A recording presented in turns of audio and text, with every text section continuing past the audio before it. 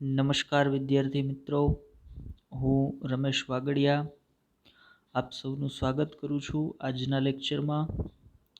આજનો લેક્ચર આપણું જે રનિંગ ચેપ્ટર છે, જે ધોરણ 12નું ત્રીજું ચેપ્ટર છે, માનવ પ્રજનન અથવા માનવીમાં પ્રજનન, એના પરનો 12મો લેક્ચર છે.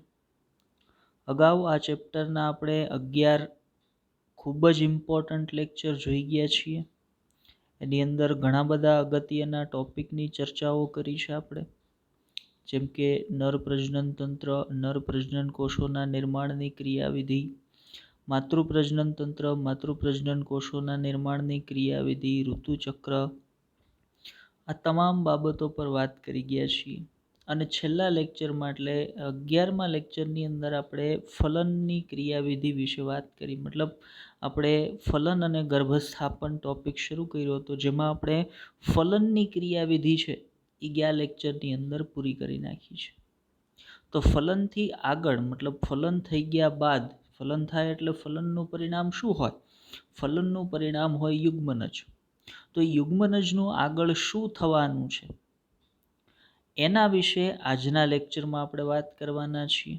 મતલબ યુગ્મનજમાંથી કઈ રીતે ગર્ભનું નિર્માણ થશે, ભ્રૂણનું નિર્માણ થશે, એ કઈ રીતે અંડવાહિનીમાંથી વહન પામી અને ગર્ભાશય સુધી પહોંચશે, કઈ રીતે ગર્ભાશયની દિવાલ સાથે જોડાશે, કઈ રીતે ગર્ભાશયની દિવાલમાં સ્થાપન પામશે, આ ગર્ભસ્થાપન માટે, આ વહન માટે કેટલો સમય લાગે છે, આ તમામ અગત્યની બાબતો પર આજના લેક્ચરમાં આપણે ચર્ચા કરવાના છીએ. મતલબ આજનો લેક્ચર ખૂબ જ ઇન્ટરેસ્ટિંગ છે. ઇમ્પોર્ટન્ટ તો છે જ, સાથે સાથે ઇન્ટરેસ્ટિંગ પણ છે. ખૂબ જ જાણવા જેવું, જેના માટે આપણને ક્યુરિયોસિટી હોય એ તમામ બાબતો છે એ અહીંયા આપણી ક્લિયર થવાની છે. તો ખૂબ જ ઇમ્પોર્ટન્ટ અને ખૂબ જ અગત્યનો લેક્ચર છે. તો ચાલો લેક્ચરની શરૂઆત કરીએ આપણે. તો મેં પહેલાં કીધું એમ આજના લેક્ચરમાં આપણે કઈ બાબત પર વાત કરવાના છીએ? તો ભાઈ ગર્ભસ્થાપન પર. ઓકે, પણ એ પહેલાં આપણે થોડુંક હોમવર્ક આપી દઈએ તમને. તો તમારી સામે જે આકૃતિ છે એ આકૃતિ આપણે ગઈકાલના લેક્ચરમાં ભણી ગયા છીએ. અને આકૃતિની અંદર આપણે 2 લેબલિંગ કર્યા છે. 2 લેબલિંગની અંદર નંબર 1 અને નંબર 2. તો આના જવાબ તમારે કોમેન્ટમાં આપવાના છે કે ભાઈ નંબર 1 છે એ શું છે, નંબર 2 છે એ શું છે. બંને અગત્યના છે. આ આકૃતિ પણ એક્ઝામના પોઈન્ટ ઓફ વ્યૂથી ખૂબ જ ઇમ્પોર્ટન્ટ, લેબલિંગની અંદર પૂછાઈ શકે. એટલે આકૃતિને વ્યવસ્થિત રીતે લેબલિંગ છે એ તૈયાર કરી લેજો ભાઈ, અને આન્સર કરજો. આજના લેક્ચરમાં આપણે તમને 4 ક્વેશ્ચન આપવાના છીએ. આ તમારો પહેલો ક્વેશ્ચન છે, બાકીના ક્વેશ્ચન આગળ આપીશ. ચલો લેક્ચરની શરૂઆત કરીએ. તો આજે આપણે વાત કરવાના છીએ ગર્ભસ્થાપનની ક્રિયાવિધિ પર. બરાબર, ગઈકાલે આપણે ફલનની ક્રિયાવિધિની વાત પૂરી કરી દીધી હતી. તો ફલન એટલે શું હતું થોડુંક એ તમને પહેલાં રિવાઇઝ કરાવી દઉં, યાદ કરાવી દઉં, અને પછી આગળ વધીએ.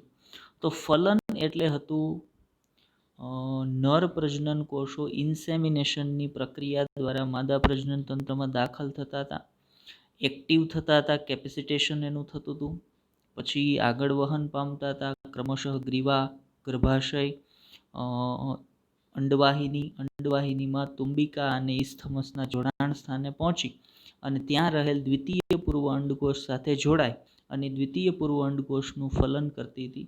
જેના પરિણામ સ્વરૂપે શેનું નિર્માણ થતું હતું?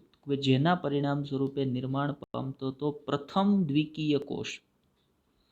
એ પ્રથમ દ્વિકીય કોષને આપણે શું કહીએ? યસ, એને આપણે કહીએ યુગ્મનજ. તો આ શું છે? જો તમારી સામે એક ખૂબ જ ઇમ્પોર્ટન્ટ ડાયાગ્રામ, એનસીઆરટીનો જ ડાયાગ્રામ છે, ખૂબ જ ઇમ્પોર્ટન્ટ છે. આ ડાયાગ્રામ પણ આપણે તૈયાર કરવાનો છે. તો એની અંદર આ જે રચના તમને બતાવેલી છે અહીંયાથી આ રચના જે છે, હું જેને માર્ક કરું છું એ રચના, આ શું છે? આ ગર્ભાશય છે. બરાબર, અને આ જે નલિકા ગર્ભાશય સાથે જોડાયેલી છે અને આ તરફ આગળ વધે છે, આ નલિકા કઈ હશે? આ નલિકા હશે અંડવાહિની. બરાબર, તો ફલન ક્યાં થયું હતું? અંડવાહિનીની અંદર. તો અંડવાહિનીની અંદર અહીંયા તમને એક રચના દેખાય છે, આ અંડકોષ છે. એ અંડકોષને બહાર કાઢીને બતાવ્યો છે. અંડવાહિનીની અંદર જેટલી રચનાઓ છે ને એને બહાર કાઢીને તમને ક્રમશઃ બતાવી છે. તો આપણે અંડવાહિનીની અંદર જે નાની રચનાઓ દેખાય છે એને બહાર કાઢીને જે આપણને મોટી કરીને બતાવી છે એની અંદર એક એક બાબતને જોતા જઈએ. તો જુઓ, સૌથી પહેલાં આકૃતિ એને જુઓ તમે. તો આકૃતિ એ શું છે? તો ભાઈ એ છે અંડકોષ. અને એ જે અંડકોષ છે, દ્વિતીય પૂર્વ અંડકોષ જે છે, એની ફરતે બહાર તરફનું આવરણ એક તમને દેખાય છે, કોરોના રેડિયેટા. એની નીચે તરફ એક ગ્રેઇશ કલરનું આવરણ તમને દેખાય છે, ઝોના પેલ્યુસિડા. અને પછી નીચે શું છે? તો દ્વિતીય પૂર્વ અંડકોષ છે. ચલો આગળ આકૃતિ બીમાં જુઓ તો એ અંડકોષ પર કોણ આવ્યું? શુક્રકોષ આવ્યા. ઘણા બધા શુક્રકોષ આવ્યા, પણ એમાંનો એક શુક્રકોષ જેણે શુક્રાગ્રહ પ્રક્રિયા દ્વારા કોરોના રેડિયેટાને તોડ્યું, ઝોના પેલ્યુસિડાને તોડી અને એ અંડકોષની અંદર દાખલ થઈ ગયું.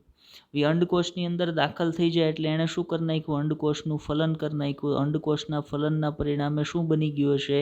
યુગ્મનજ. તો આકૃતિ બી છે એ શેની છે? આકૃતિ બી છે એ યુગ્મનજની છે. તો યુગ્મનજ નિર્માણ પામી ગયું. યુગ્મનજ કઈ જગ્યાએ નિર્માણ પામ્યો? અંડવાહિનીની અંદર નિર્માણ પામ્યો હશે. કેમ કે અંડકોષ ક્યાં હતો? અંડવાહિનીમાં. શુક્રકોષ ક્યાં પહોંચ્યો? અંડવાહિનીની અંદર. કઈ જગ્યાએ? ઇસ્થમસ અને તુંબિકાના જોડાણ સ્થાને. ત્યાં એનું ફલન થયું અને યુગ્મનજ પણ ત્યાં જ નિર્માણ પામશે. હવે યુગ્મનજનું ભવિષ્ય શું છે? તો ભાઈ એ યુગ્મનજમાંથી એક બાળ સજીવ છે એ બનવાનું છે. ક્રમશઃ એમાંથી ગર્ભ બનશે, એની અંદર એમાંથી ભ્રૂણ બનશે, એ ગર્ભાશયમાં સ્થાપન પામશે, ત્યાં પોતાનો ગર્ભ વિકાસ પૂરો કરશે અને એમાંથી એક બાળ પ્રાણી છે એ બનવાનું છે. આ યુગ્મનજનું ભવિષ્ય છે. તો યુગ્મનજમાંથી જે બાળ પ્રાણી બનવાનું છે એ માદા પ્રાણીના શરીરમાં કઈ જગ્યાએ બનવાનું છે? તો ભાઈ ગર્ભાશયની અંદર. અને અત્યારે યુગ્મનજ ક્યાં છે?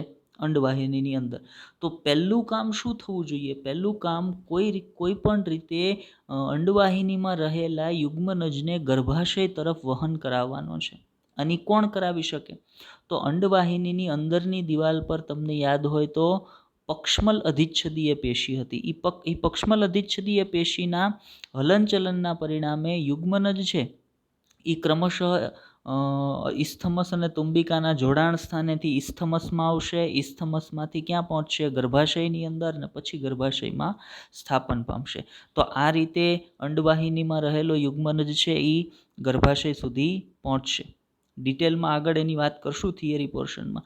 હવે જ્યારે યુગ્મનજ છે એ અંડવાહિનીમાં વહન પામીને ગર્ભાશય તરફ આવતો હોય ત્યારે યુગ્મનજની અંદર કંઈ થશે? તો ભાઈ હા, યુગ્મનજની અંદર કોષ વિભાજન શરૂ થઈ જશે. કયા પ્રકારનું કોષ વિભાજન હશે? તો યુગ્મનજમાં જે કોષ વિભાજન થવાનું છે યાદ રાખજો, સમવિભાજન હશે. સમવિભાજન હશે. બીજું, એ સમવિભાજન એ કંઈક વિશિષ્ટ પ્રકારનું હશે, એટલે એવા સમવિભાજનને વિખંડન પણ કહેવાશે. બરાબર. હવે એને શું કામ વિખંડન કહેવાય? તો આકૃતિ સી જુઓ.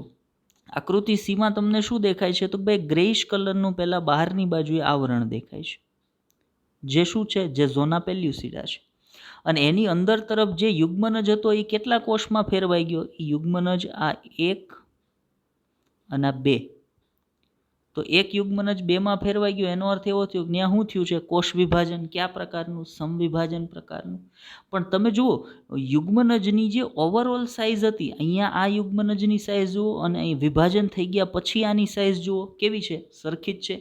મતલબ અહીંયા એવું કોષ વિભાજન થાય છે કે જેમાં માત્ર કોષોની સંખ્યા વધે છે, કોષોના કદમાં વધારો થતો નથી. દરેક વિભાજન સાથે કોષનું કદ છે ને નાનું થતું જશે. કોષ નાનો એની કોષની સંખ્યા વધતી જશે, પણ કોષનું કદ છે એ કેવું થતું જશે? નાનું થતું જશે. તો એવું કોષ વિભાજન કે જેમાં કોષોની સંખ્યા વધતી હોય, કોષોનું કદ ન વધતું હોય, અમુકનું કોષોનું કદ ઘટતું હોય, તો એવા કોષ વિભાજનને કહેવાય, એવા સમવિભાજનને કહેવાય વિખંડન, અથવા તો એને ક્લીવેજ તરીકે ઓળખવામાં આવે. હવે એ યુગ્મનજમાં ક્યારે થવાનું છે? તો ભાઈ યુગ્મનજ જ્યારે અંડવાહિનીમાં વહન પામતો હોય ત્યારે. આમાંનું ક્રમશઃ કઈ રીતે વિભાજન થશે? તો ભાઈ પ્રથમ વિખંડન થયું, એકમાંથી બે કોષ બન્યા. બીજું વિખંડન થયું, જો ઝોના પેલ્યુસિડા હજી યથાવત છે, પણ બીજું વિખંડન થયું એટલે 2માંથી કેટલા બન્યા? જુઓ, 1, 2, આ બાજુ 3 અને આ બાજુ 4. તો બીજા વિખંડનના પરિણામે 4 કોષો બન્યા. હવે ઝોના પેલ્યુસિડાની અંદર યુગ્મનજના વિભાજનથી બનતા આ જે કોષો છે ને એને ગર્ભકોષ્ઠીય કોષો કહેવાય. યાદ રાખજો, એને કેવા કોષો કહેવાય? એને ગર્ભકોષ્ઠીય કોષો કહેવાય. કેવા કોષો કહેવાય? એને ગર્ભકોષ્ઠીય કોષો કહેવાય. તો પ્રથમ વિખંડનના પરિણામ સ્વરૂપે 2 ગર્ભકોષ્ઠીય કોષો બન્યા. બીજા વિખંડનના પરિણામ સ્વરૂપે 4 ગર્ભકોષ્ઠીય કોષો બન્યા. આ બધું ક્યારે ચાલે છે? આ બધું ચાલે છે જ્યારે યુગ્મનજ છે એ અંડવાહિનીમાં વહન પામી અને ક્યાં પહોંચે છે? ગર્ભાશય તરફ વહન પામે છે. ત્યારે આ બધું વહનય ચાલુ છે અને સાથે સાથે વહન દરમિયાન આ વિખંડન પણ ચાલુ છે. તો પહેલા વિખંડનથી 2 કોષો, બીજા વિખંડનથી 4 કોષો બની ગયા ભાઈ. હવે 4 કોષોની બનેલી જે રચના છે એમાં ત્રીજું વિખંડન થયું, તો ત્રીજા વિખંડનના પરિણામ કેટલા કોષ બની જશે? 8 કોષો બની જશે. હવે એ 8 કોષોની બનેલી જે રચના હોય ને એનું નામ ખાસ યાદ રાખજો. આમ તો 8 થી લઈ અને 16 કોષોની બનેલી જે રચના હશે ને એને કહેવાય મોરુલા. એટલે 8 કોષની હોય તોય મોરુલા કહેવાય, 16 કોષની હોય તોય મોરુલા કહેવાય. એટલે એમ કીધું છે કે 8 થી લઈ અને 16 કોષોની બનેલી રચના છે એને મોરુલા કહેવાય. તો મોરુલા અવસ્થા છે એ અસ્તિત્વમાં આવી. કેટલામાં વિખંડનના પરિણામે? ત્રીજા વિખંડનના પરિણામે મોરુલા અવસ્થા છે એ અસ્તિત્વમાં આવી. જે કેટલા કોષોની બનેલી છે? 8 થી 16. તો 16 કોષો કયો તો 4 વિખંડનના પરિણામે અસ્તિત્વમાં આવી. અને 8 કોષોની બનેલી કયો તો 3 વિખંડનના પરિણામ સ્વરૂપ અસ્તિત્વમાં આવી. હવે બીજું એક યાદ રાખજો કે જ્યારે મોરુલા બને ને ત્યારે ઓલું વહન તો ચાલુ હતું. તો જેવી મોરુલા અવસ્થા બનશે ને એટલે એ જે ગર્ભ હતો એ ક્યાં સુધી પહોંચી જશે? તો મોરુલા અવસ્થા દરમિયાન ગર્ભ છે એ ગર્ભાશય સુધી પહોંચી ગયો હોય. ગર્ભાશયની અંદર એનું સ્થાપન નથી થઈ જતું. યાદ રાખજો, ગર્ભાશયમાં એનું સ્થાપન મોરુલા અવસ્થામાં નહીં થાય, પણ એ પહોંચી જશે ગર્ભાશય સુધી. કઈ અવસ્થામાં? મોરુલા અવસ્થામાં. જો આ 8ની મોરુલા અવસ્થા છે, આ 16ની મોરુલા અવસ્થા છે. જો અહીંયા F લખ્યું છે, જો ગર્ભાશય સુધી પહોંચેલી પહેલી અવસ્થા છે ને એને. તો જુઓ અહીંયા નીચે જે અવસ્થા છે એ F છે. આ અવસ્થા છે F છે, જે 16 કોષીય મોરુલા અવસ્થા છે. હવે 16 કોષીય મોરુલા અવસ્થા ક્યાં પહોંચી ગઈ? ગર્ભાશયની અંદર. એનું સ્થાપન નથી થયું, માત્ર એ હજી ગર્ભાશય સુધી પહોંચી છે. બરાબર. તો ગર્ભાશય સુધી પહોંચતા મતલબ ગર્ભાશય સુધી પહોંચશે જ્યારે યુગ્મનજ વહન પામીને ગર્ભાશય સુધી પહોંચશે ત્યારે એની અંદર કેટલા વિખંડન પૂરા થઈ ગયા હશે? 4 વિખંડન પૂરા થઈ ગયા હશે. એટલે કઈ અવસ્થા બની ગઈ હશે? મોરુલા અવસ્થા બની ગઈ હશે. જો મોરુલા અવસ્થા સુધી એની ફરતે હજી ઝોના પેલ્યુસિડા યથાવત છે. ઝોના પેલ્યુસિડા હજી વિઘટન નથી પામ્યું. કોરોના રેડિયેટા પહેલેથી વિઘટન પામી ગયું હતું, પણ ઝોના પેલ્યુસિડા હજી યથાવત છે. હવે માનો ગર્ભાશયની અંદર મોરુલા અવસ્થા પહોંચી ગઈ, હજી મોરુલા અવસ્થા સતત કોષ વિભાજન તો ચાલુ જ રાખશે. પરિણામે એની અંદરથી એક અવસ્થા બનશે. જો મોરુલા કેટલા કોષોની બનેલી? 16. હજી 16 કોષોની અવસ્થા સતત કોષ વિભાજન ચાલુ રાખે એટલે 16માંથી 32 કોષોની બનેલી અવસ્થા બને. 32માંથી 64 કોષોની બનેલી અવસ્થા અસ્તિત્વમાં આવશે. અને એ 64 કોષોની બનેલી અવસ્થાને શું કહેવાય? એને કહેવાય બ્લાસ્ટુલા. બ્લાસ્ટુલા યાદ રાખજો. બ્લાસ્ટુલા વેરી વેરી ઇમ્પોર્ટન્ટ.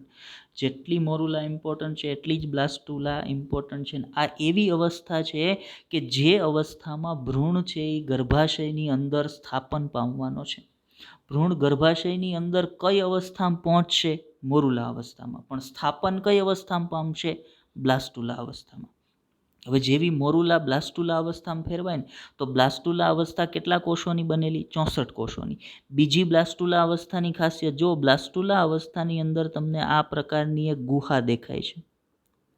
આ ગુહા જે હશે ને આ અવસ્થાની અંદર એને કહેવાય બ્લાસ્ટોસીલ કેવિટી અથવા બ્લાસ્ટોસીલ ગુહા. આ જે ગુહા હશે બ્લાસ્ટોસીલ અવસ્થાની અંદર અથવા બ્લાસ્ટુલા અવસ્થાની અંદર, આ ગુહાને કઈ ગુહા કહેવાશે? એને કહેવાશે બ્લાસ્ટોસીલ ગુહા. બીજી વાત બ્લાસ્ટોસીલ અવસ્થાની એ યાદ રાખજો, બ્લાસ્ટોસીલ અવસ્થા બને ને એટલે એના જે કોષો હતા ને 2 ભાગમાં વિભાજિત થઈ જાય. જુઓ તમને સ્પષ્ટપણે દેખાય છે કે અહીંયા એક કોષોનો સમૂહ અંદર તરફ અલગથી દેખાય છે અને બીજો આ જુઓ બોર્ડર તરફ આ એક કોષોનો સમૂહ આખો અલગથી દેખાય છે તમને. આ જે બહારનો એક કોષોનો સમૂહ છે અને અંદર તરફ અહીંયા રેડ કલરથી જ્યાં હું તમને બતાવું છું આ એક કોષોનો સમૂહ અહીંયા અલગ દેખાય છે. મતલબ બ્લાસ્ટુલા અવસ્થાની અંદર જે કોષો હતા એ બે ભાગમાં વિભાજિત થઈ ગયા, એક બહાર તરફના કોષો અને એક અંદર તરફના કોષો. અને એ બેયની વચ્ચે શું છે અહીંયા, તો અહીંયા એક ગુહા બની ગઈ. ગુહાને કઈ ગુહા કીધી? એ ગુહાને કીધી બ્લાસ્ટોસીલ ગુહા. તો આ બ્લાસ્ટુલા અવસ્થાની ખાસિયત છે 64 કોષોની બનેલી હોય, એના કોષો બે ભાગમાં વિભાજિત થઈ જાય. એમાં જે બહારના કોષો હશે ને, બ્લાસ્ટુલા અવસ્થામાં જે બહારના કોષો હોય ને એને કહેવાય પોષક સ્તરના કોષ અથવા પોષક કોષો. પોષક સ્તરના કોષો કયો તોય ચાલે અને પોષક કોષો કયો તોય ચાલે. અને જે અંદરના કોષો હશે એને કયા કોષો કહેવાય? એને કહેવામાં આવે અંતઃકોષ સમૂહ. અંદર તરફ છે એને કહેવાય અંતઃકોષ સમૂહ ને બહાર તરફના જે કોષો છે એને કહેવાય પોષક કોષો. હવે બીજું એક યાદ રાખજો કે અહીંયા તમે જોશો ને તો અમુક પોષક સ્તરના કોષો, જો હું અહીંયા માર્ક કરીને તમને બતાવું કે અહીંયા આ જે લાઇનિંગ હું દોરું છું ને એ લાઇનિંગ ઉપર અમુક પોષક સ્તરના કોષો સીધા અંતઃકોષ સમૂહના સંપર્કમાં છે. અને એટલા પોષક સ્તરના કોષો જે અંતઃકોષ સમૂહના કોષોના સીધા સંપર્કમાં હશે ને એટલા કોષોને કહેવાશે રૂબર સેલ. રૂબર સેલ કહેવાશે. બરાબર, એના વિશે આગળ વાત કરીશ અને રૂબર કોષો તરીકે ઓળખવામાં આવે. આગળ થિયરીમાં વાત કરીશ, પણ અત્યારે યાદ રાખજો ન્યા આવા કોષો હોય જેને રૂબર કોષો તરીકે ઓળખવામાં આવે. હવે એક વખત બ્લાસ્ટુલા અવસ્થા બની ગઈ ને પછી બ્લાસ્ટુલા અવસ્થા છે એ ગર્ભાશયની દિવાલમાં સ્થાપન પામશે. પણ અત્યારે માત્ર એટલે સુધીની વાત યાદ રાખો, બ્લાસ્ટુલા અવસ્થા બની ગઈ, સ્થાપનની વાત આગળ કરશું. અત્યારે ખાલી એટલું તમને સમજાઈ જવું જોઈએ કે ભાઈ યુગ્મનજ બન્યો, એ પ્રથમ વિખંડન પામ્યો.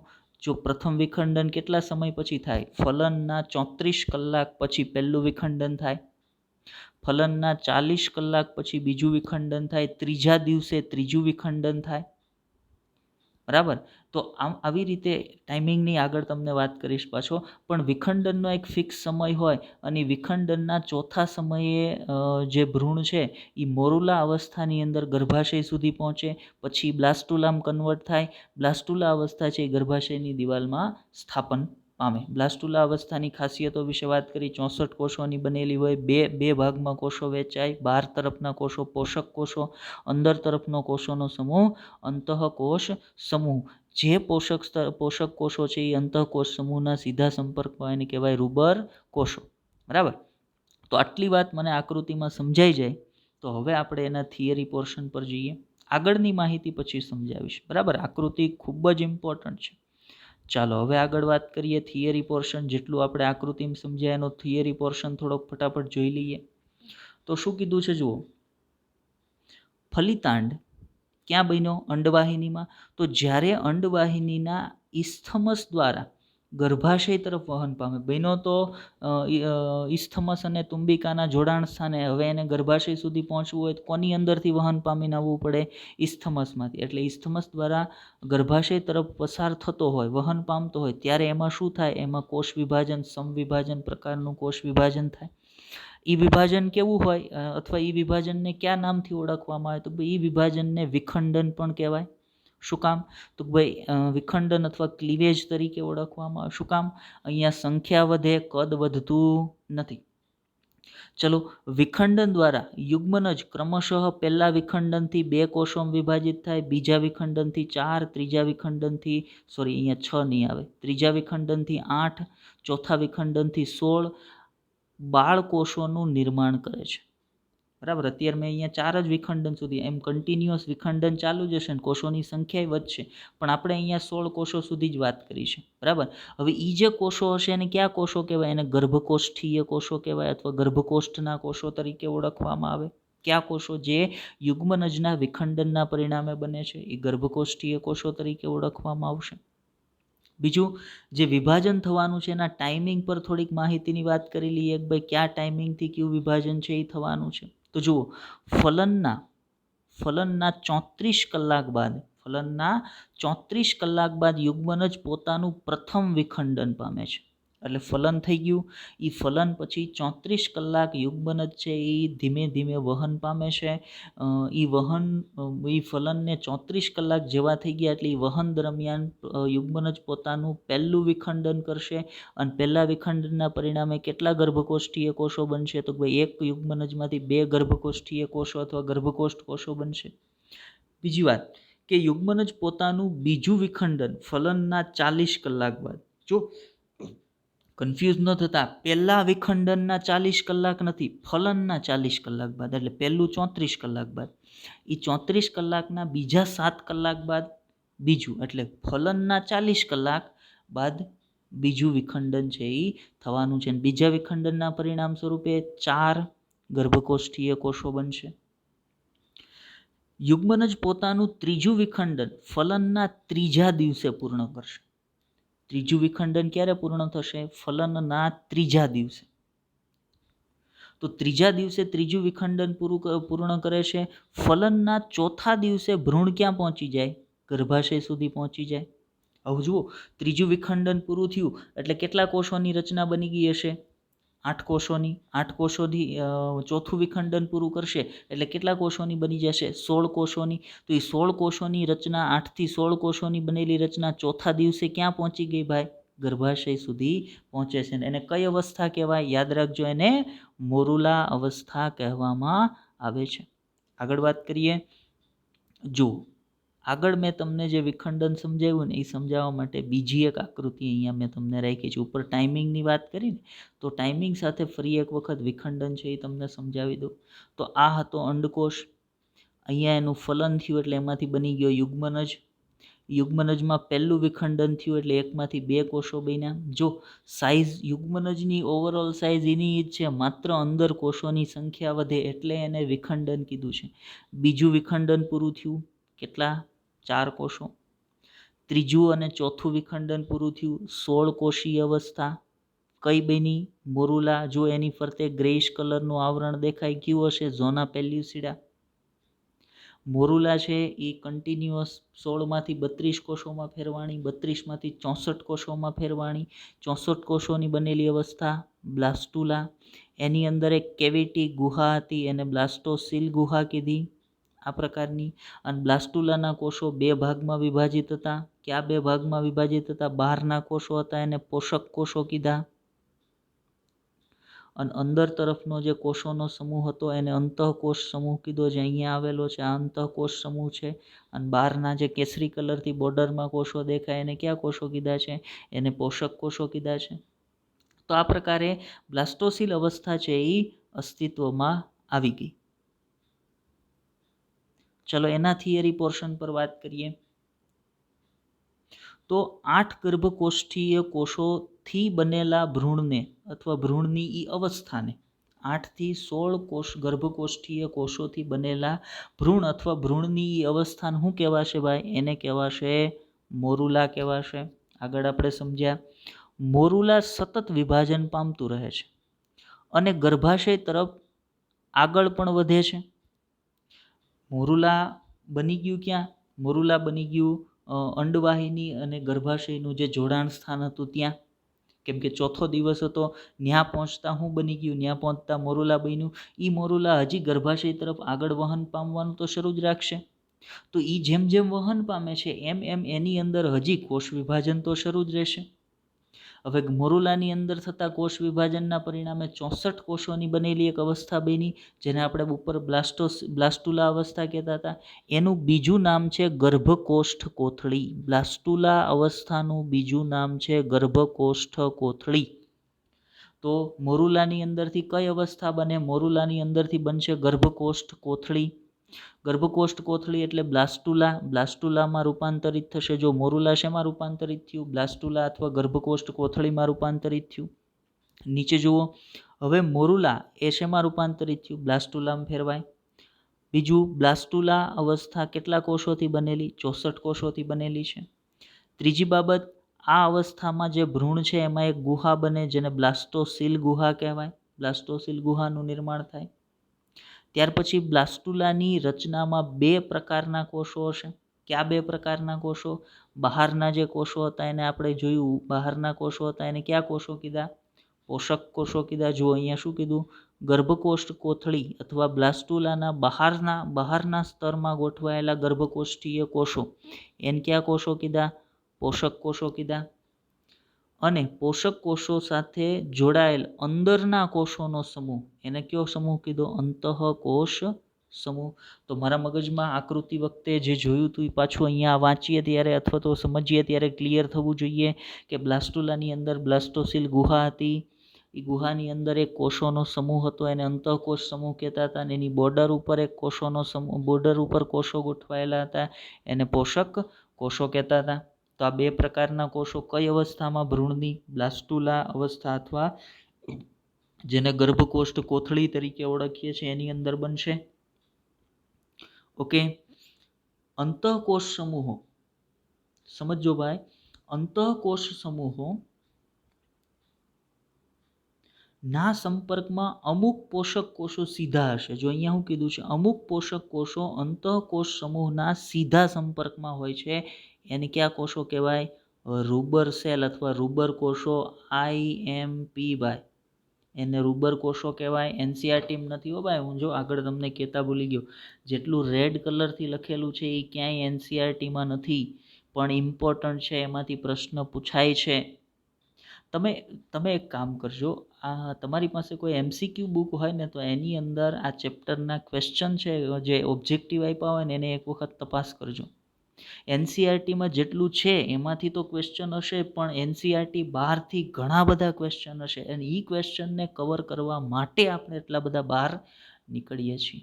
બરાબર? તો યાદ રાખજો, રૂબર સેલ અથવા રૂબર કોષો કોને કહેવાય? તો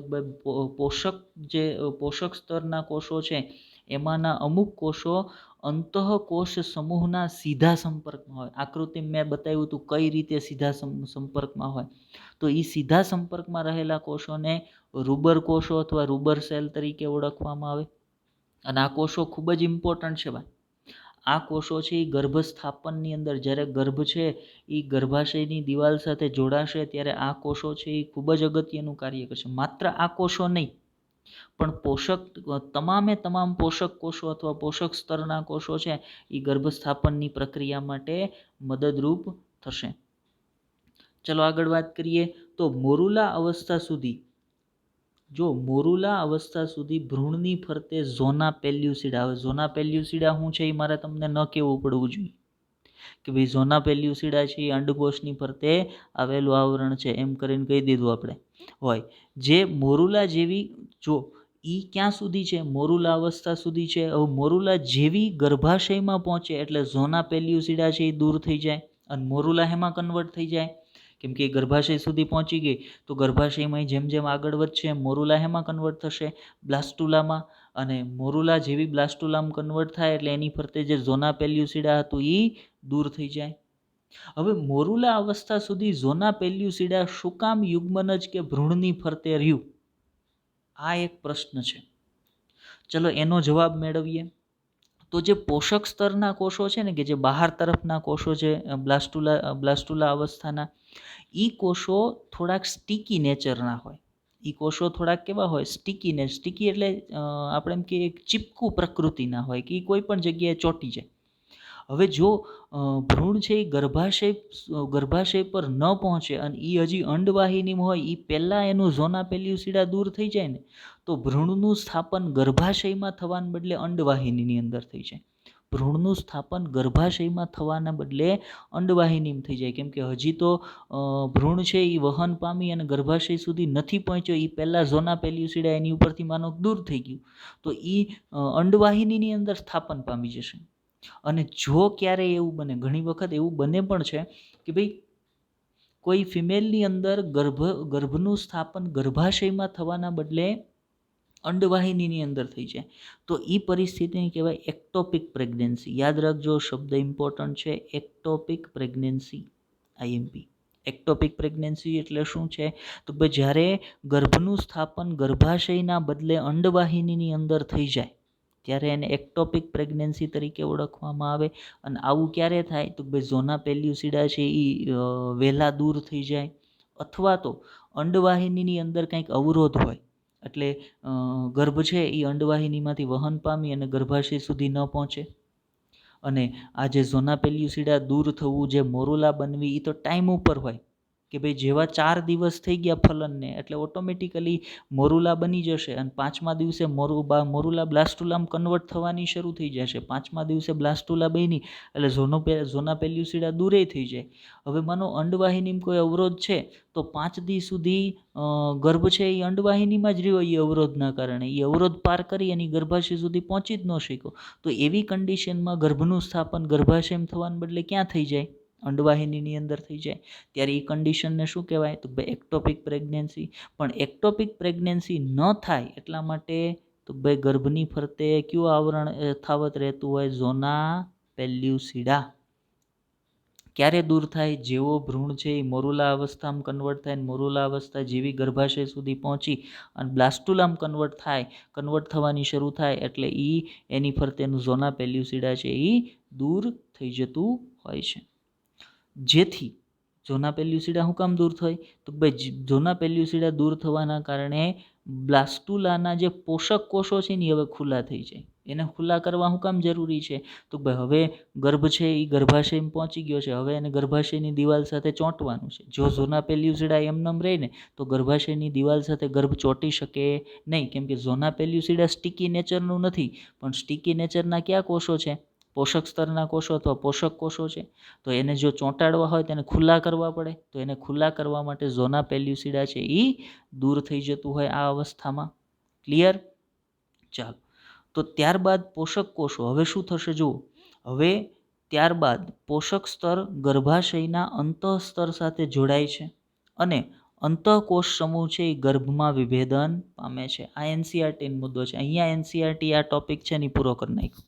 બરાબર, વચ્ચે આપણે ઘણું બધું એક્સ્ટ્રા નાખ્યું છે, પણ જો માત્ર એનસીઆરટીની વાત કરતા હોય તો અહીંયા એનસીઆરટી આ ટોપિક પૂરો કરી નાખ્યો. આપણે હજી થોડુંક અંદર વાત કરવાની છે. ચલો શું જોઈએ? તો આપણે ક્યાં સુધી વાત કરી ગયા ઉપર? તો ભાઈ ગર્ભાશય સુધી ગર્ભ છે એ પહોંચી ગયો છે, મતલબ મોરુલા બની ગઈ છે. મોરુલા શેમાં કન્વર્ટ થઈ? બ્લાસ્ટુલામાં કન્વર્ટ થઈ ગઈ. બ્લાસ્ટુલા છે હવે ગર્ભાશયની અંદર ઉતરી આવશે. બ્લાસ્ટુલા ગર્ભાશયની અંદર ઉતરી આવી અને ગર્ભાશયની દિવાલ સાથે કોઈ એક જગ્યાએ જોડાશે. એ કેટલામાં દિવસે થશે? જોજો, ગર્ભસ્થાપન અથવા તો ગર્ભનું બ્લાસ્ટુલા અવસ્થાના ગર્ભનું ગર્ભાશયની દિવાલ પર સ્થાપન કેટલામાં દિવસે થાય? ફલનના 7મા દિવસે થાય. યાદ રાખજો, જો કન્ફ્યુઝ ન થતા, ચોથા દિવસે ગર્ભ છે એ ગર્ભાશય સુધી પહોંચી જાય, પણ એ ગર્ભનું ગર્ભાશયની દિવાલ સાથે જોડાણ કેટલામાં દિવસે થાય? 7મા દિવસે. જો 7મા દિવસે તે એનું જોડાણ છે એ માત્ર ગર્ભાશયની દિવાલ સાથે, ગર્ભાશયની દિવાલના અંદરના સ્તર એન્ડોમેટ્રિયમ સાથે થશે. એનું સ્થાપન છે એ 7મા દિવસે શરૂ થશે.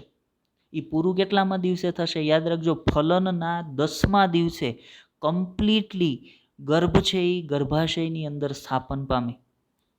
એ સ્થાપન પામવાનું શરૂ 7મા દિવસે થાય અને 10મા દિવસે ફલન થયું હોય ત્યાંથી 10મા દિવસે ગર્ભનું પૂર્ણપણે ગર્ભાશયની દિવાલમાં સ્થાપન થાય. કઈ રીતે? આગળ વાત કરું. ચાલો, 7મા દિવસે ગર્ભસ્થાપનની શરૂઆત થઈ જશે.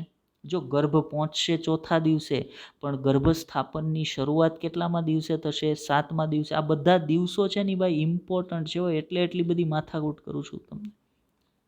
તો 7મા દિવસે ગર્ભસ્થાપનની શરૂઆત થશે.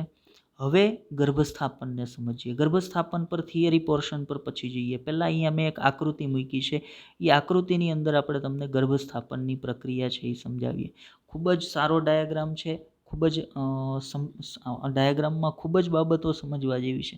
અત્યારે માત્ર હું તમને સમજાવું એટલું જ તમારે સમજવાનું છે આ ડાયાગ્રામમાં, કે ભાઈ નામ નિદર્શન ને જે કાંઈ છે એમાં બહુ ડિટેલમાં નથી જવાનું. માત્ર હું કહું એટલી બાબતો પર અત્યારે તમારે આ ડાયાગ્રામમાં ધ્યાન દેવાનું છે. તો પહેલી બાબત આપણે તમને કહીએ છીએ, જુઓ અહીંયા જે તમને આ દેખાય છે ને, આ જે સ્તર,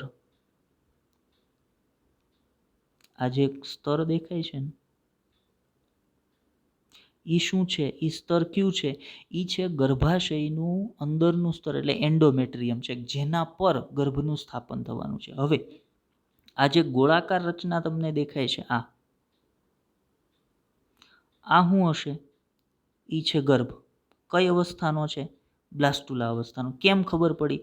તો જો બ્લાસ્ટુલા અવસ્થામાં આ જે અંદર તરફ પીળા રંગનો ભાગ દેખાય છે એ શું છે? કેવિટી છે.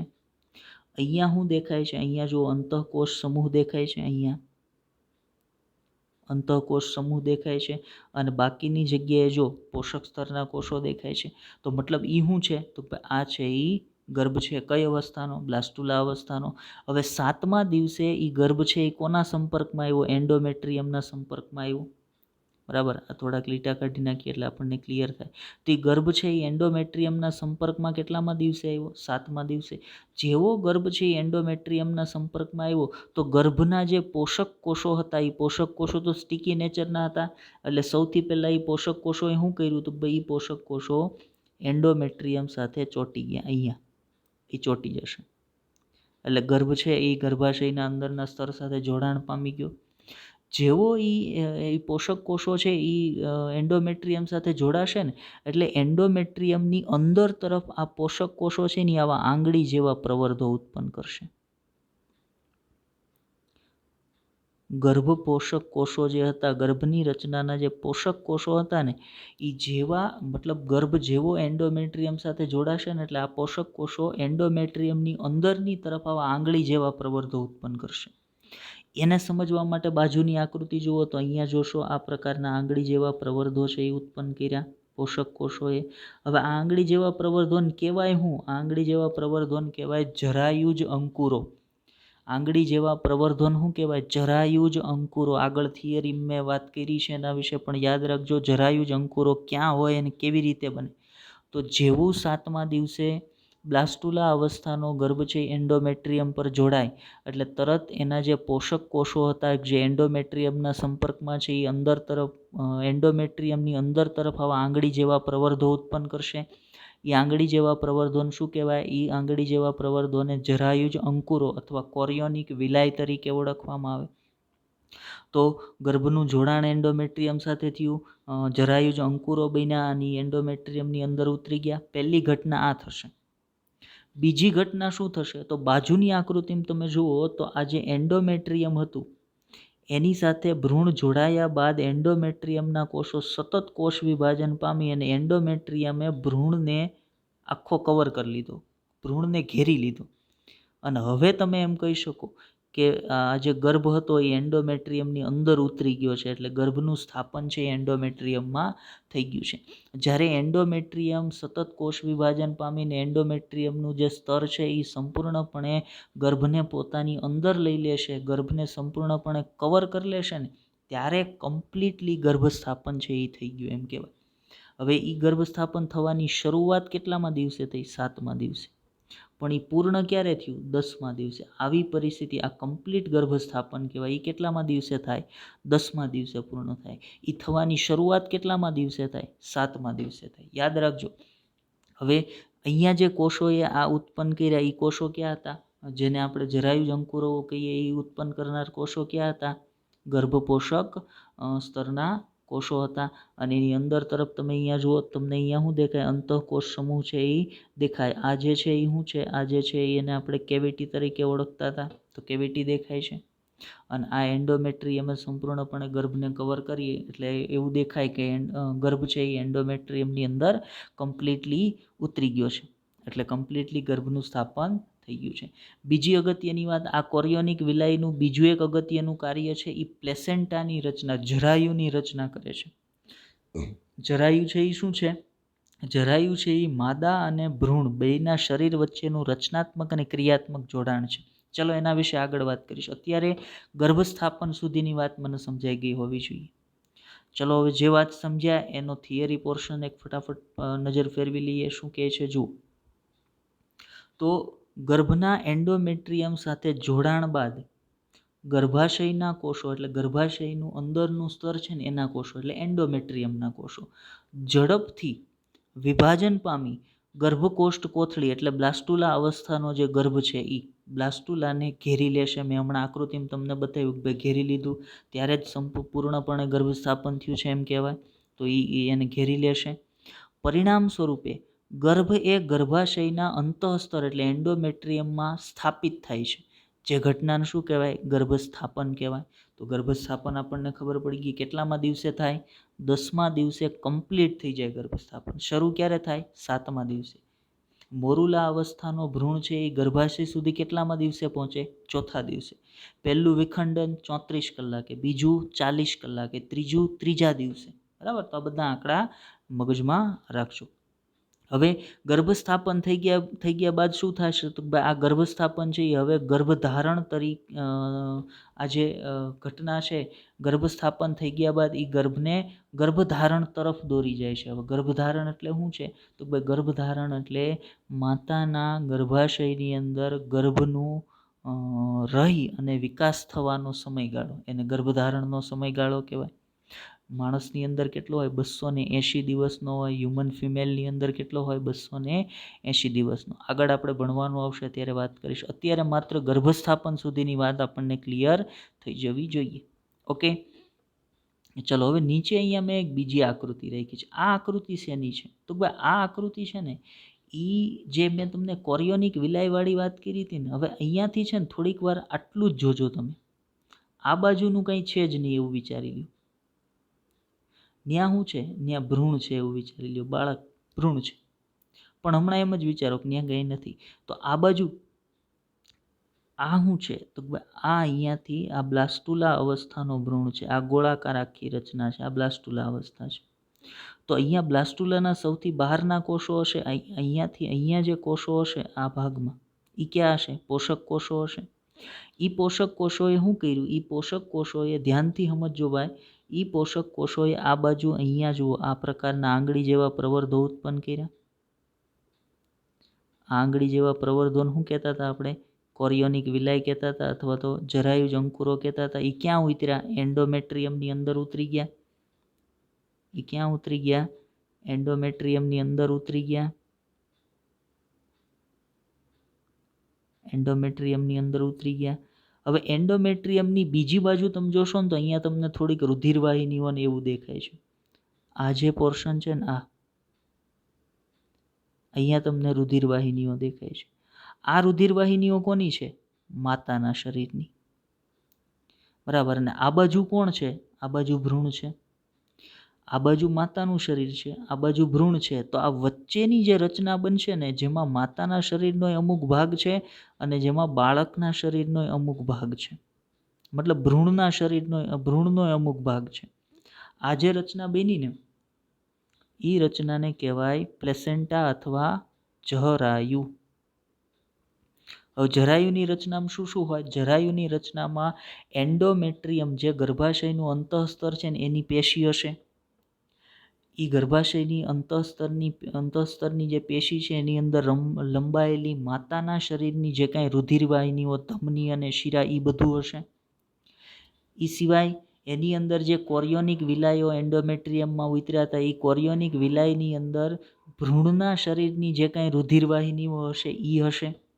તો મતલબ પ્લેસેન્ટા એવી જગ્યા, જરાયુ એવી જગ્યા છે જ્યાં માતાના શરીરની અને ભ્રૂણના શરીરની બંને શરીરની રચનાઓ એકબીજા સાથે ભેગી થાય છે. મતલબ જરાયુ એવી રચના છે કે જે માતાના શરીરને ભ્રૂણના શરીર સાથે સીધું જોડાણ કરાવે છે. હવે જરાયુ સીધું ભ્રૂણના શરીર સાથે નહીં જોડાયેલું હોય, પણ જરાયુમાંથી આ પ્રકારની એક નલિકામય રચના નીકળતી હશે. જુઓ અહીંયા દેખાય છે. એ નલિકામય રચનાને શું કહેવાય? એને કહેવાય ગર્ભનાળ. ગર્ભનાળ છે. જો જન્મ બાદ બાળકની ગર્ભનાળ છે ને એને કાપવામાં આવે. ગર્ભનાળ કાપે પછી બાળકના શરીર સાથે જે જગ્યાએ ગર્ભનાળ જોડાયેલી હોય ને એ ભવિષ્યમાં એને જેને આપણે ડૂટી કહીએ છીએ ને એ બને. તો ગર્ભનાળ છે એ ત્યાં જોડાયેલી હોય. હવે આ પ્રકારની જરાયુ અથવા તો પ્લેસેન્ટા છે એ અસ્તિત્વમાં આવે કોની મદદ વડે?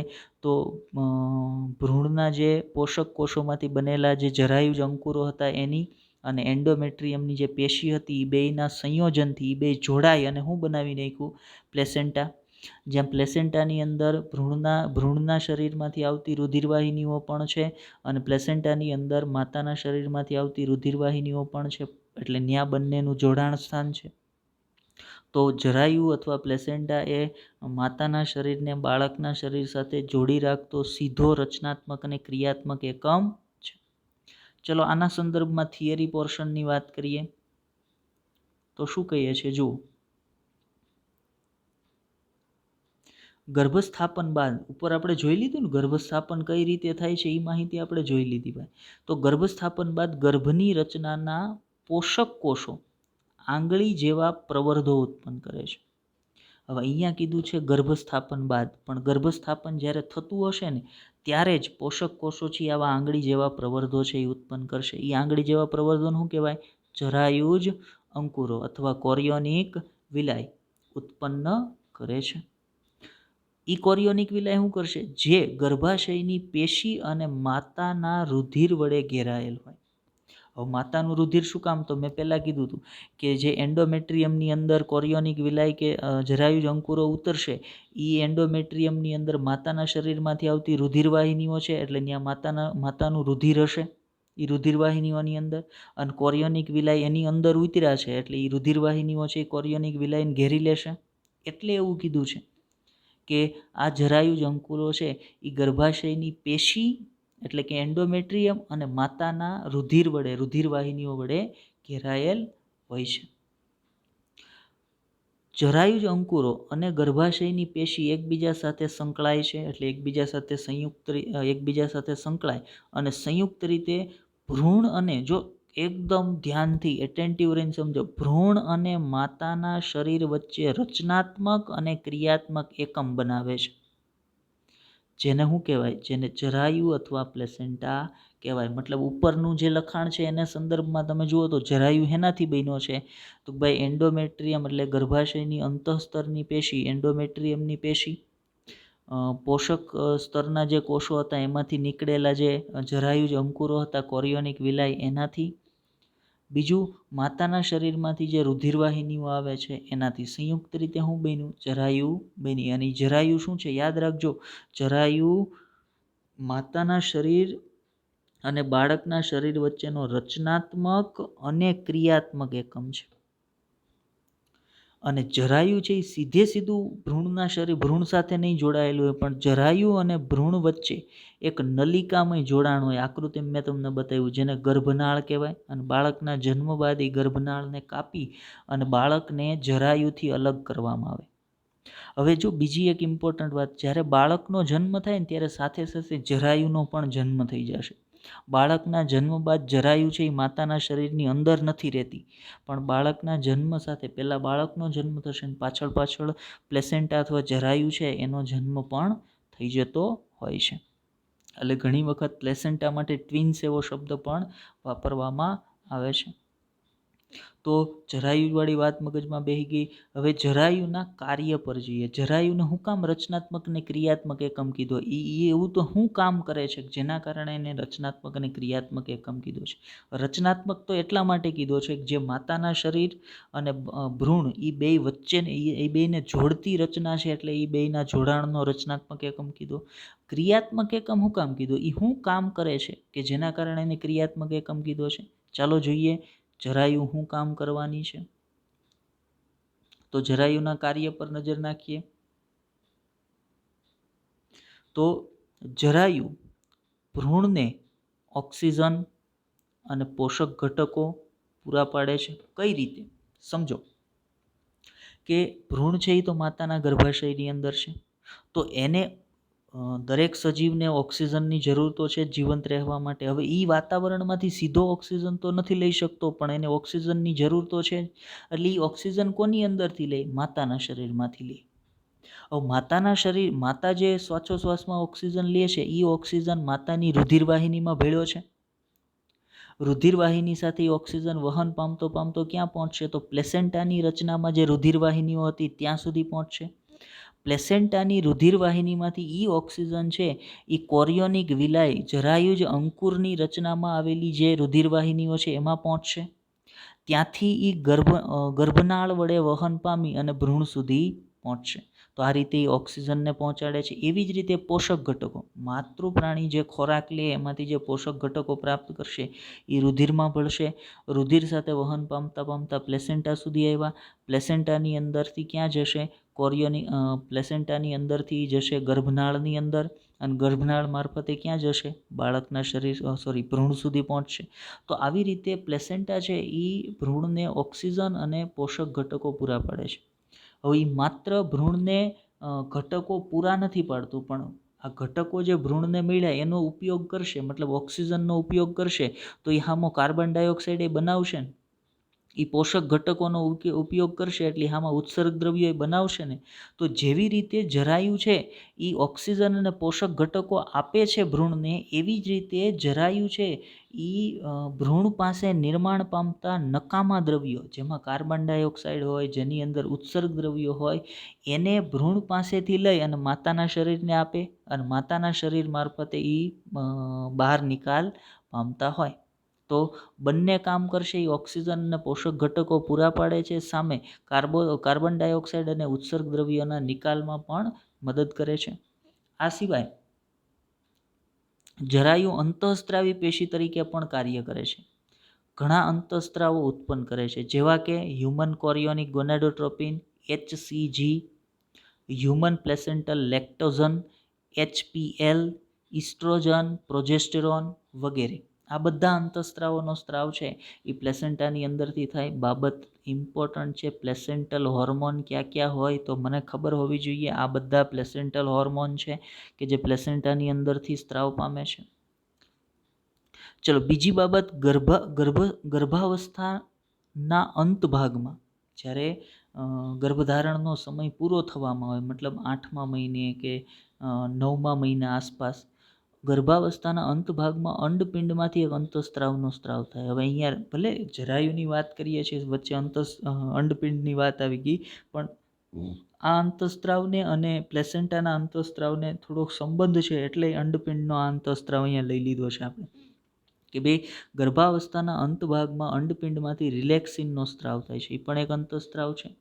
હવે શું બંને વચ્ચે સંબંધ છે એની વાત કરીએ તો જો અહીંયા તમારે યાદ રાખવું રહ્યું કે HCG human chorionic gonadotropin, HPL human placental લેક્ટોઝન અને રિલેક્સિન, આ 3 અંતઃસ્ત્રાવો સ્ત્રીમાં માત્ર ગર્ભાવસ્થા દરમિયાન ઉત્પન્ન થાય છે. હવે અહીંયા વચ્ચે એક વાત લઈ લઈએ, ચલો, કે ટીવીની અંદર તમે ઘણી વખત એડવર્ટાઇઝમેન્ટ જોઈ હોય, ભાઈ એક પ્રેગ્નન્સી કીટ આવે કે જેની અંદર માતા છે એ પોતાનું ફર્સ્ટ યુરિન, સવારનું પહેલું જે યુરિનેશન હોય એના 1-2 ડ્રોપ મૂકે એટલે ઓટોમેટિકલી સ્ટ્રીપની અંદર ખબર પડી જાય કે માદા પ્રાણી છે એ પ્રેગ્નેન્ટ છે કે નથી. તો એ જે સ્ટ્રીપ છે ને એ શેનું પ્રમાણ, શેના આધારે એ નક્કી કરે છે સ્ટ્રીપ કે પ્રેગ્નેન્ટ છે કે નહીં માદા? તો યાદ રાખજો, એ છે એ આ 2 અંતઃસ્ત્રાવ, હ્યુમન કોરિયોનિક રિલેક્સિન નહીં, બરાબર, રિલેક્સિન તો અંત ભાગમાં હોય ગર્ભાવસ્થાના. શરૂઆતમાં જેવી પ્લેસેન્ટા બને એટલે હ્યુમન કોરિયોનિક ગોનાડોટ્રોપિન અને હ્યુમન પ્લેસેન્ટલ લેક્ટોઝનો સ્ત્રાવ છે એ માતા પ્રાણીના શરીરની અંદર થવા માંડે, અને એ યુરિન સાથે થોડા ઘણા પ્રમાણમાં બહાર નીકળતા હોય. તો જેવા એ પ્રેગ્નન્સી કિટની અંદર યુરિનનું એક ટીપું નાખવામાં આવે એટલે જો એ યુરિનની અંદર આ HCG કે HPLનું પ્રમાણ હોય તો તરત એ સ્ટ્રીપની અંદર ખબર પડી જાય સ્ટ્રીપમાં કે ભાઈ હા આમાં HCG કે HPLનું પ્રમાણ છે, એટલે એ સ્ટ્રીપમાં સીધું એવું માર્કિંગ આવે કે ભાઈ હા આ સ્ત્રી છે એ પ્રેગ્નેન્ટ છે. તો એ આ અંતઃસ્ત્રાવના કારણે હોય. આગળ વાત કરીએ તો ગર્ભાવસ્થા દરમિયાન માતાના રુધિરમાં અન્ય અંતઃસ્ત્રાવો જેવા કે oestrogen, progesterone, cortisol, prolactin, thyroxine, આ બધા અંતઃસ્ત્રાવોનું સ્તર છે ને એ પણ ઘણું બધું વધી જતું હોય. શું કામ? તો ભાઈ એ સમયે માતાના પ્રાણીએ ઘણું વધારે કામ, નોર્મલ કાર્ય જે એ માતાનું પ્રાણી કરતું હોય, માતાનું શરીર જે કરતું હોય ને એના કરતાં થોડુંક વધારે કામ એને કરવાનું છે. કેમ? તો હવે એણે પોતાનું કાર્ય તો કરવાનું છે, પણ પોતાની અંદર જે ભ્રૂણ છે એના ભાગનું પણ કાર્ય કરવાનું છે. મતલબ એણે પોતાની કાર્યક્ષમતા વધારવાની છે. તો કાર્યક્ષમતામાં વધારો કરવા માટે એના રુધિરની અંદર આ તમામ અંતઃસ્ત્રાવોનું પ્રમાણ છે એ ગર્ભાવસ્થા દરમિયાન વધી જતું હોય. જુઓ, આ તમામ અંતઃસ્ત્રાવોના સ્તરમાં થતો વધારો ગર્ભની વૃદ્ધિ ને આધાર આપે છે અથવા એના આધાર માટે છે. આ સિવાય માતાના ચયાપચયિક ફેરફારો,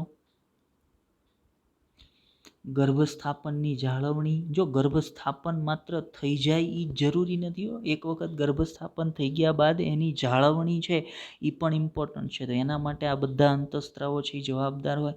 એટલા માટે ગર્ભાવસ્થા દરમિયાન માતાના રુધિરની અંદર આ તમામ અંતઃસ્ત્રાવો છે એનું પ્રમાણ વધી જતું હોય. તો આટલી માહિતીની વાત આજના લેક્ચરમાં આપણે કરવાની હતી. હવે લેક્ચરની શરૂઆતમાં આપણે તમને એક હોમવર્કનો ક્વેશ્ચન આપી દીધો છે. એ સિવાયના 3 બાકી રહી છે. ચાલો એ આપી દઈએ. તો બીજો ક્વેશ્ચન જે છે એ તમારો છે ક્વેશ્ચન નંબર 2. સ્પર્મ લાઇસિન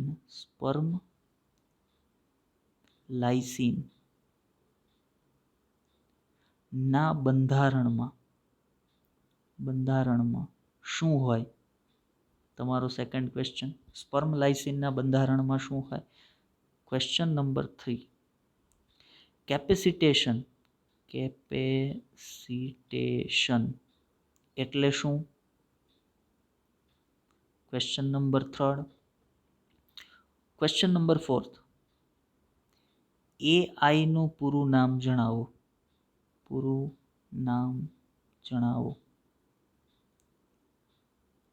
તો આગળ એક આકૃતિવાળો ક્વેશ્ચન લેબલિંગ માટે આપ્યો હતો અને હાલના 3 ક્વેશ્ચન, કુલ ક્વેશ્ચન થઈ ગયા 4. તો 4 ક્વેશ્ચન તમારા આજના હોમવર્કના છે. ફરજિયાત બધાએ આન્સર કરવાના છે. લેક્ચર જુઓ એ તમામે આન્સર છે એ ફરજિયાત કોમેન્ટની અંદર કરવાના છે, ભૂલ્યા વગર. બરાબર? આ ઇમ્પોર્ટન્ટ ક્વેશ્ચન. લેક્ચર દરમિયાન હું તમને જે ક્વેશ્ચન પૂછું છું એ ક્વેશ્ચન ખાલી મારો ટાઈમ બગાડવા માટે નથી પૂછતો. એ ક્વેશ્ચન ઇમ્પોર્ટન્ટ છે એટલે જ લેક્ચર દરમિયાન હું તમને પૂછું છું.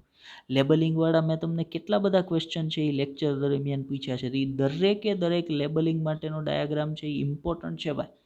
એટલે આપણે તમને અહીંયા એ ડાયાગ્રામ છે એ પૂછ્યા છે. ચાલો, તો આજના લેક્ચરની અંદર આપણે આટલી બાબતોની વાત કરવાની હતી. આજે આપણે શું જોયું? આજે આપણે પહેલી એક પ્રક્રિયા જોઈ, ગર્ભસ્થાપન કઈ રીતે થાય છે. બીજું જોયું, ગર્ભસ્થાપન બાદ ગર્ભધારણની શરૂઆત. ગર્ભધારણ. હવે શું જોવાના છે? ગર્ભ વિકાસ.